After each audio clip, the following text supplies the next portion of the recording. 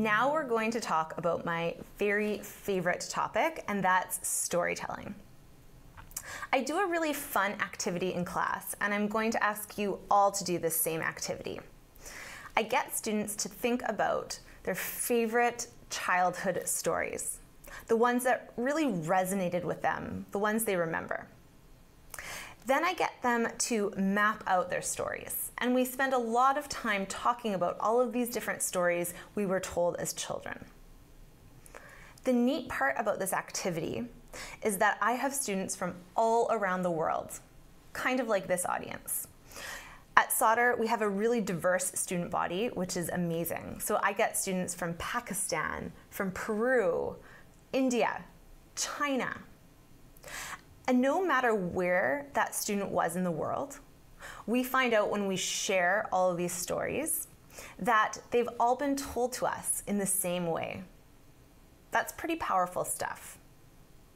And if we can use that same story structure to tell our stories in business, it's going to help us connect with our audience.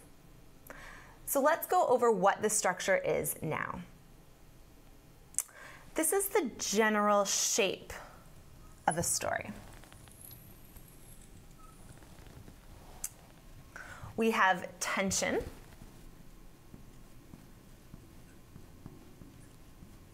and we can see that our tension rises as the story goes on. And on the bottom here we have duration, or the time it takes to tell this story.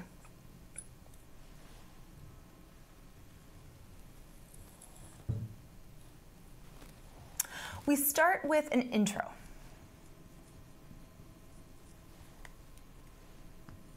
This is the moment where we meet our main characters and where we're told what type of scene we're in, the place, the time, the era. We get to understand the context of our story. Shortly after the introduction, we have a complication that's introduced.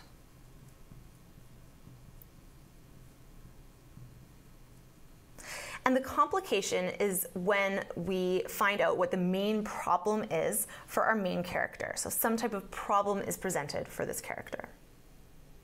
We move then on to the middle of the story. And those usually in this middle portion, we see a series of events and conflicts for both our main character and for any sub-characters. So it doesn't always look like straight upwards rising tension. Sometimes it looks a little bit like this. So it flows and falls and ebbs and falls. But everything leads up to our climax. Our climax is the moment when the main character resolves this main problem that was introduced in the complication. Then we see a resolution,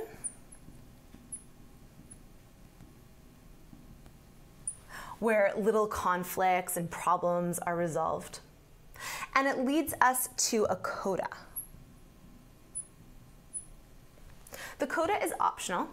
You don't always have to have one, but a coda is a moral. It's the reason why we're being told this story.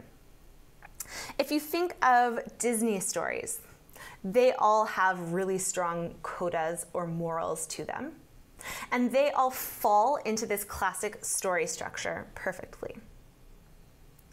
But what I'm going to challenge you to do is to think about how other stories fit this same structure.